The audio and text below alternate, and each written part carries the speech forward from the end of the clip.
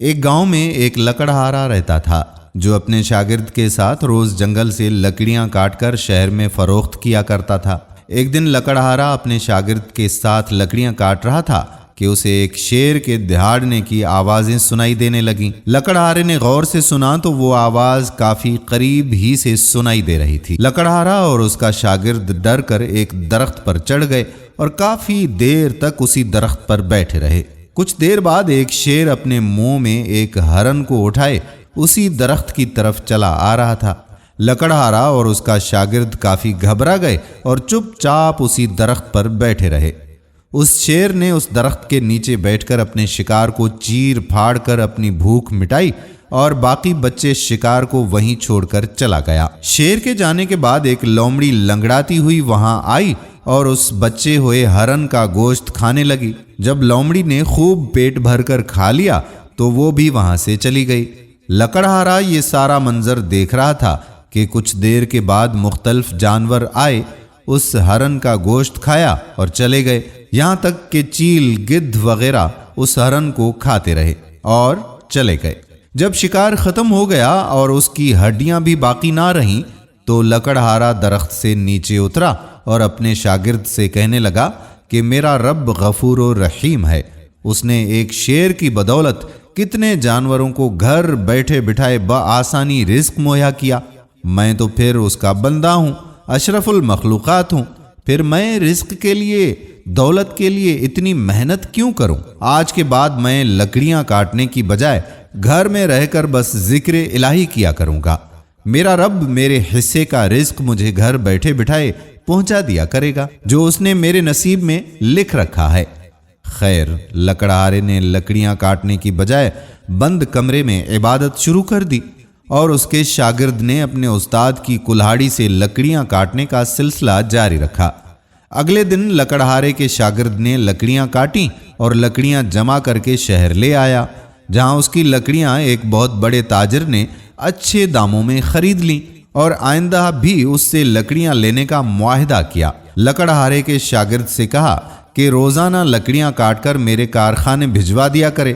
لکڑہارے کے شاگرد نے اس مال سے کچھ رقم اپنے استاد کے لیے الگ کی، کچھ اللہ کی راہ میں خرچ کی اور کچھ جمع کر دی۔ جب وہ اپنے استاد کو اس کا حصہ دینے گیا تو اس کا استاد وہ رقم لے کر بہت خوش ہوا کہ دیکھا، میرے رب نے میرا رزق خود بخود مجھے گھر بیٹھے بٹھائے ہی بھیج دیا، اور رقم لے کر سجدے میں گر پڑا۔ اس کے شاگرد نے اپنے استاد سے وعدہ کیا کہ وہ روزانہ ان کے حصے کا مال ان کو دیا کرے گا۔ لکڑہارا عبادت میں مشغول رہا اور اس کا شاگرد روزانہ اس کا حصہ اسے پہنچا دیا کرتا اور لکڑیاں کاٹنے میں مصروف رہتا۔ وقت گزرتا گیا، لکڑہارے کا شاگرد اپنے مال سے یتیموں، مسکینوں کی حاجت پوری کرنے لگا اور اپنے استاد کا حصہ ان تک پہنچاتا رہا اور محنت کرتا رہا۔ ایک دن لکڑہارے کا شاگرد اپنے استاد کے پاس آیا اور کہنے لگا کہ استاد محترم، آج میں آپ کو اپنے ساتھ لے جانے آیا ہوں، کچھ دکھانا ہے آپ کو۔ لکڑہارا خوشی خوشی اپنے شاگرد کے ساتھ چلا گیا۔ اس کا شاگرد اسے ایک عالی شان گھر میں لے آیا جو دیکھنے میں بہت مہنگا لگ رہا تھا۔ اس نے اپنے شاگرد سے پوچھا کہ یہ کس کا گھر ہے؟ لکڑہارے کے شاگرد نے کہا کہ استاد محترم، یہ میرا گھر ہے، اس کا افتتاح کروانے آپ کو میں یہاں لایا ہوں، دروازہ کھولیے اور اندر چلیے۔ خیر، لکڑہارا اس کے ساتھ اندر چلا گیا، عمدہ کھانا کھایا اور اپنے شاگرد سے محو گفتگو ہوا اور پوچھا کہ اتنا مہنگا کھانا اور اتنا مہنگا گھر تیرے پاس کیسے آیا؟ اس کے شاگرد نے اس سے کہا کہ استاد محترم، یہ سب آپ کی اس کلہاڑی کی بدولت ہے جسے آپ جنگل میں پھینک کر چلے آئے تھے۔ آپ عبادت میں مصروف ہو گئے اور میں اسی کلہاڑی سے محنت میں مشغول ہو گیا، محنت بھی کرتا اور عبادت بھی۔ محنت سے کمائے پیسوں سے آپ کو بھی حصہ دیتا رہا اور اللہ کی راہ میں بھی خرچ کرتا رہا اور پیسے جوڑتا بھی رہا اور انہی پیسوں سے گھر بھی بنا لیا، لکڑی کا کارخانہ بھی بنا لیا ہے۔ لکڑہارا واپس اپنے گھر چلا آیا اور خود کو کوسنے لگا، رونے چلانے لگا، رو رو کر کہنے لگا کہ خدایا، یہ کیسا انصاف ہے، تو نے میری ہی کلہاڑی سے میرے ہی شاگرد کو اتنا کچھ عطا کر دیا اور مجھے کچھ نہ دیا۔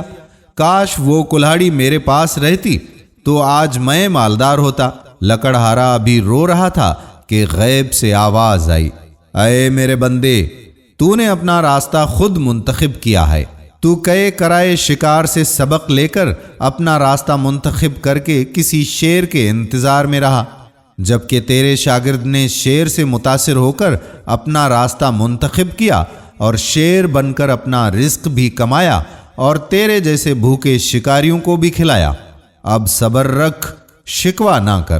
دوستو، عرض یہ کرنا چاہتا ہوں کہ محنت کا دامن کبھی مت چھوڑو اور حق حلال کماؤ اور محنت کے ساتھ اپنے رب کی عبادت بھی کرو، کیونکہ وہ خالق ہے، عطا کرنے والا ہے، تمام تر عبادتوں تعریفوں کے قابل ہے اور سجدے کے لائق ہے۔ اللہ تعالی ہمیں سیدھے راستے پر چلنے کی توفیق عطا فرمائے، آمین ثم آمین یا رب العالمین۔ دوستو، اگر ویڈیو پسند آئی ہو تو اپنے دوستوں کے ساتھ اسے شیئر بھی ضرور کیجیے گا۔ آنے والی ویڈیو تک اپنے میزبان قادر بخش کلہوڑو کو اجازت دیجیے۔ اللہ حافظ۔